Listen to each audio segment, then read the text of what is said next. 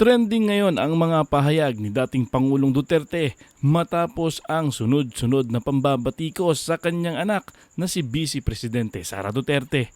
Halos lahat ng DDS ay umalma patungkol dito at maging ang kanyang ama na mismo na si Rodrigo Duterte ay nagsalita na. Hindi tuloy napigilan ni Tatay Digong na magsalita tungkol rito kay Romualdez at tila may ibinuking pang sekreto sa Kongreso. Ayon sa dating Pangulo, dati na raw na ikwento ni Romualdez ang kanyang pangarap na maging Pangulo. Pinagsabihan rin niya si VP Inday na wag na lamang tumakbo bilang Pangulo. Mainit rito ang kung saan napunta ang kumakalat na 1.6 bilyong intelligence fund na magpasa hanggang ngayon ay wala pang pahayag si Speaker Romualdez.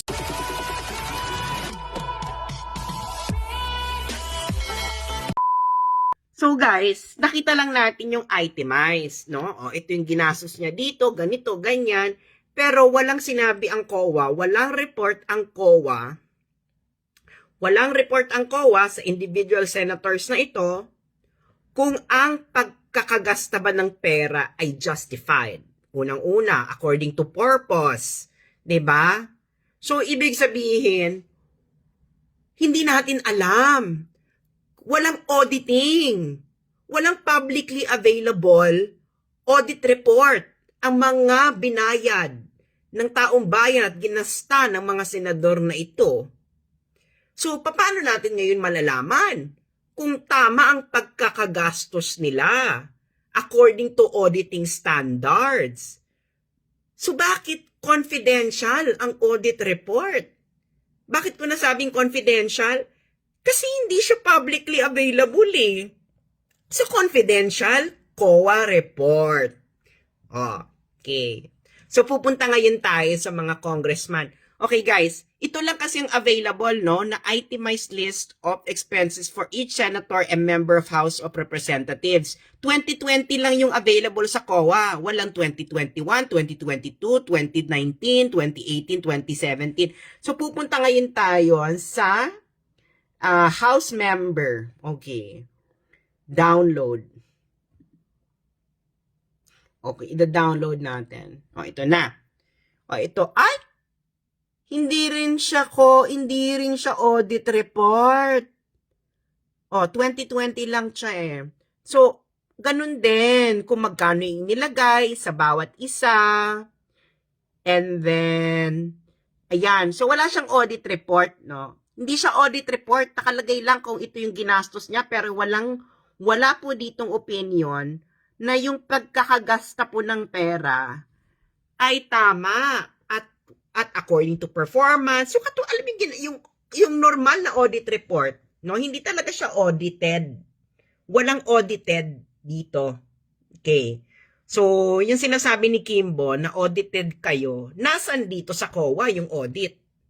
Meron pa bang ibang auditor? Meron pa bang ibang auditor?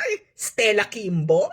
Na hindi namin nalalaman? Ano ba yan? Confidential auditor? Okay. So, ang senador, kung kumikita ang senador ng mga at least 65 million per year, ang ginagastos ng taong bayan sa kanya, magkano naman dito sa mga congressman? In fairness sa congressman, medyo mahina ang kita nila ha. Okay. Mga ano lang naman sila, for the year na ito, 2020, ang umaabot lamang ng 25 million. Okay? Pinakamataas na is 34 million ata. Ano ba to? Tingnan natin ha. 34 million yung isa kong nakita guys na pinakamataas na ginastos ng taong bayan sa isang congressman. Okay.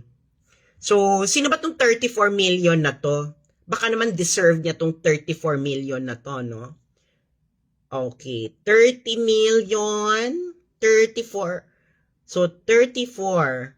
Asan yung 34? Ayan. Ayun na yung si 34. Sino yung 34 million na yan? Nako, APC. Kasi House Speaker ata siya nito. Si Alan Peter Cayetano. In fairness, pero tingnan natin yung Kabataan Party List, kung magkano ang kinita ng Kabataan Party List, no? Sino ba yung kabataan party list nun? Sino ba yung kabataan party list nun, guys? Kabataan party list. Oh, ito. Si Sara Elago na kuning-kuning kunyari na aktivista. Etos Garbans. Ay, kabataan party list. 21 million pala ginastos sa inyo ng taong bayan, kabataan party list. Noong 2020, 21 million.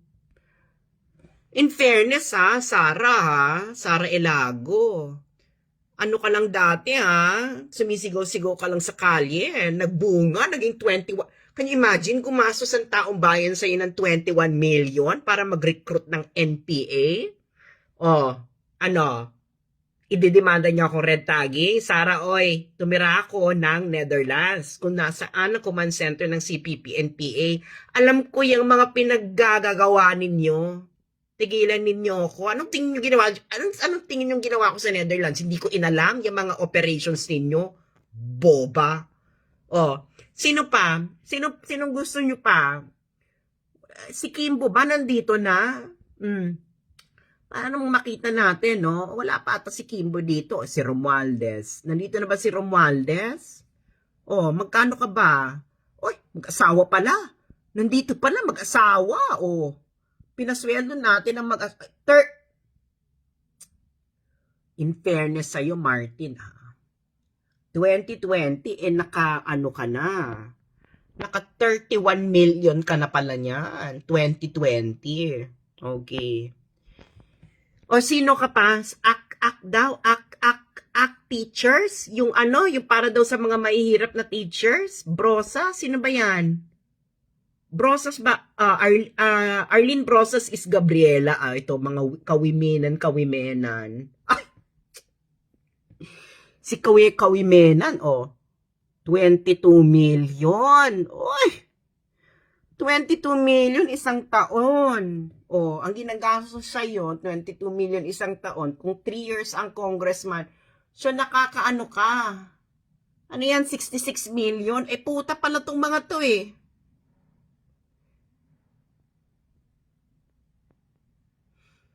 Tapos walang audited report?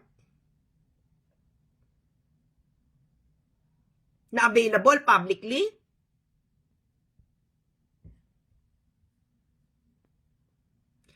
Sabihin nyo nga sa amin yan, makatarungan ba yan? Ano to?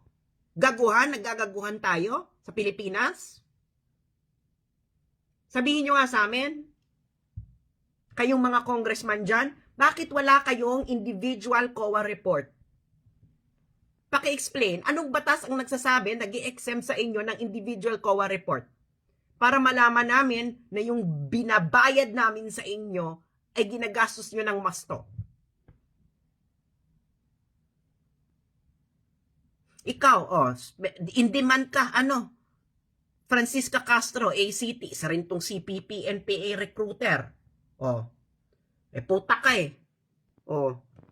23 million ka rin 23 million,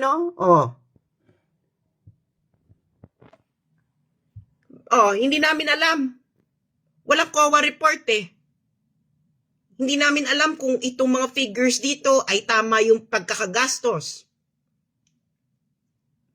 So anong sinasabi ninyong audited kayo? Wala naman kayong COA report. Isa-isa wala kayong isa-isang COA report. So paano nyo nasabing audited kayo? Sino nag-audit sa inyo? Confidential? May sarili kayong auditor? Isa-isa kayo, may sariling auditor? Tarantado pala kayo Tangina, ipaliwanag nyo to. Bakit wala kayong COA report? Kayo, tig-isa kayo. You are 316 congressmen, 24 senators. Ni isa sa inyo walang COA report. Exempted ba kayo sa COA report? Tama si PRD.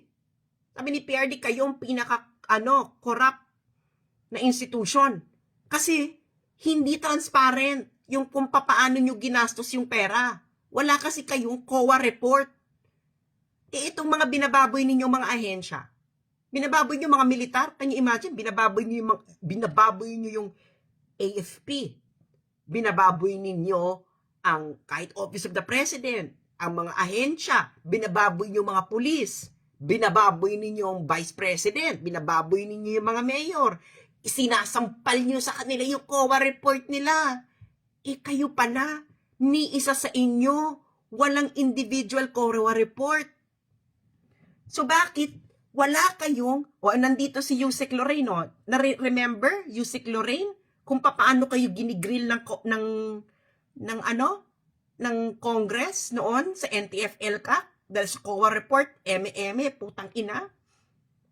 Tapos, ni isa sa inyo pala sa inyo, mga putang ina ninyo, wala pala kayong COA report? Ano to, gaguhan? Paano namin malalaman? Sinasabi niyo audited kayo. Sino nag-audit? Wala dito yung audited report ninyo eh. Ni isa sa inyo, walang audited report. So, paano nyo sasabihin audited yung ginastos ninyo? Sino nag-audit? Pwede bang pakireveal sa amin sino nag-audit ng ginagastos ninyo individually na congressman kayo?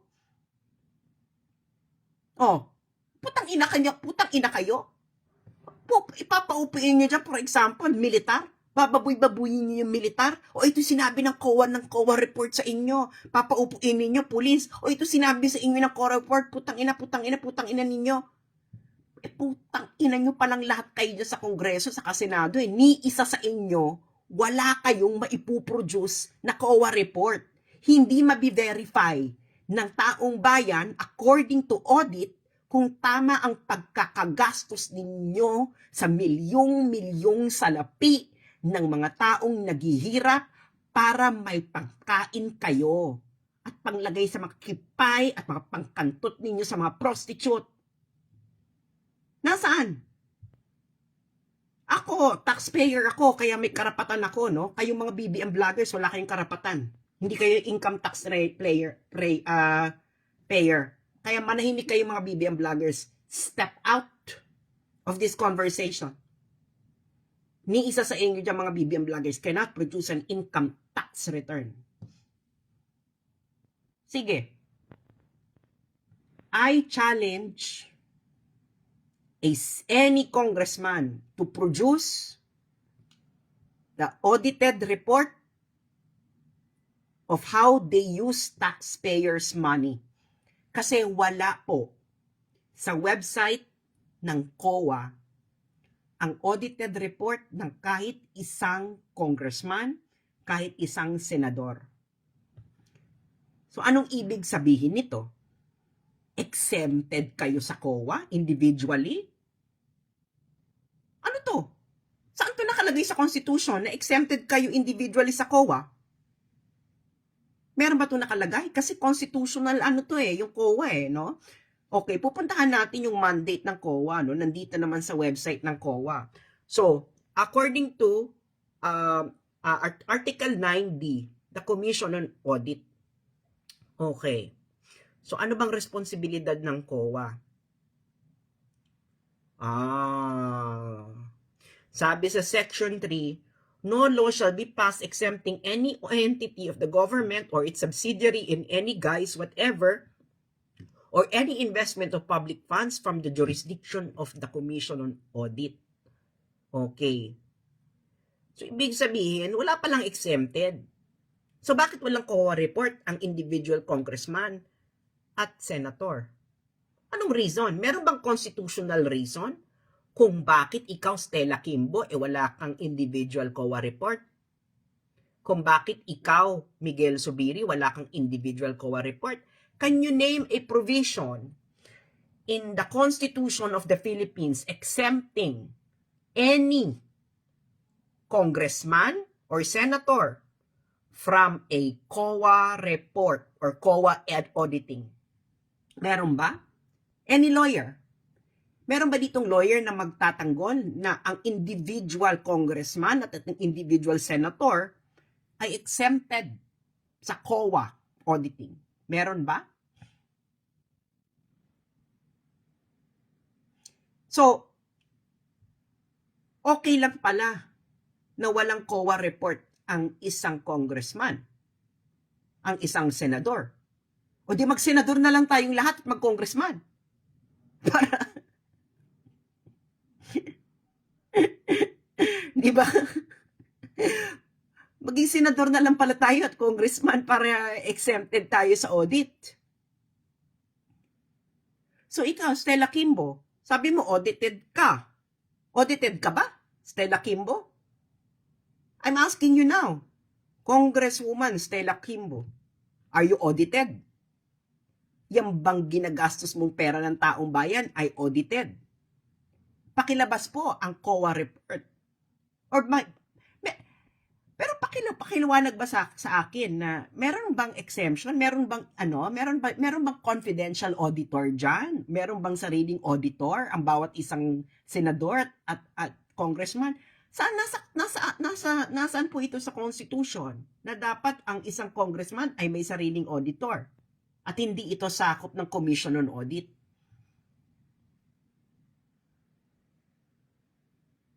So, ako, nananawagan ako sa inyo mga kababayan. Baka naman ako ay may nakaligtaan ako, baka naman talagang may COA report ang bawat senador at congressman. So, surgurin nyo po ang bawat Facebook ng mga lahat ng kilala nyong senador at congressman. Huwag kayong mamili ng kulay at mag-demand kayo ng audited ng kanilang paggasta sa pera ng taong bayan. At kailangan COA ha, kasi COA ang binigyan ng kapangyarihan ng konstitusyon na mag-audit. So, sugurin nyo po lahat ng senador, Facebook, congressman, senador at congressman. Sugurin yung Facebook nila, mag-demand kayo. Sabihin ninyo, o ikaw congressman, ako'y taxpayer, ilabas mo ang COA report ng paano mo ginastos ang pera ng taong bayan. 'Di ba? Yan ang panawagan ni dating Pangulong Duterte. Mag-audit tayo. 'Di ba?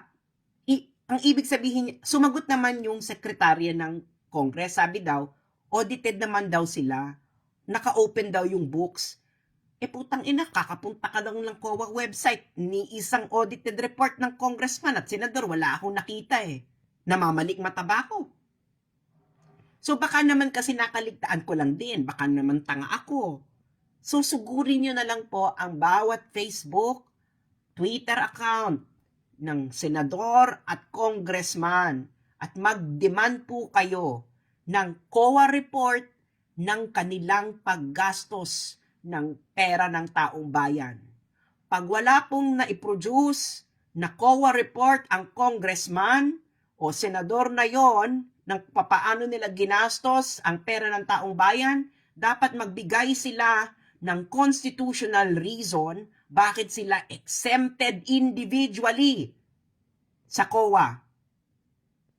Pag wala silang mabigay na constitutional reason, isa lang ibig sabihin po niyan, sinong nag-o-audit sa inyo individually? Nasa konstitusyon ba na individually dapat i-audit kayo? Diyan? Putang ina ninyo. Ilabas ninyo ang audit ng paggastos ninyo ng pera ng taong bayan. Individually na senador at congressman.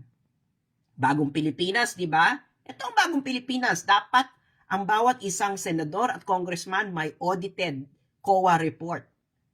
Unless, of course, merong constitutional reason na nagbabawal na i-audit kayo individually. So, lusubin ninyo ang mga Facebook pages ng congressman. Bawat congressman na kilala nyo at senador, mag-demand kayo ng COA report ng papaano nila ginastos ang pera ng taong bayan. Walang COA report Wala dito sa website nila kahit isang senador or congressman. So baka meron sila, baka naitatago, baka confidential yung COA report nila or confidential yung audit ng kung paano nila ginastos yung pera ng taong bayan. Yan ang malaking gaguhan. Confidential audit ng pera ng taong bayan. Ano yan? Gagwan? Ano? Ilabas ninyo ang audit. Tangina. Hindi po pwede yan. Gagasusin nyo yung pera namin tapos hindi kayo i-audit individually ng COA? Ano to? Sinong tanga? Hindi kami tanga.